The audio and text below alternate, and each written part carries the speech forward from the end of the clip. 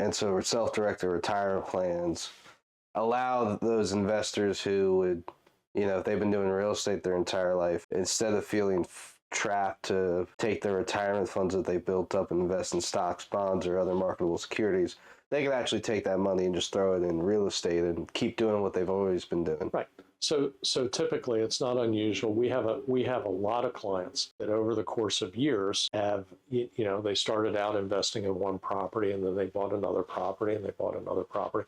So they may have 4, 5, 6 properties in their retirement account. Mm-hmm. And those those properties are kicking off cash flow, right? They're collecting rents and they have expenses which have to be paid out of the account. But generally speaking, that we're back to the discussion about cash flow. Mm-hmm. That is paramount. So if as you're building that portfolio, what I would suggest is if you're in real estate, you probably see, I'm making this up, you probably look at 50 to 100 deals a year. The ones that are home runs are the ones that you want to do in the retirement account. Mm-hmm. So the ones that are in good areas are low maintenance properties, where you're going to have reliable tenants. Those are the ones that you want to do in your retirement account because you're going to shelter the cash flow vis-a-vis the tax deferral. It's a long play anyway, so it makes sense to have that in a retirement account. It's low maintenance. Things that,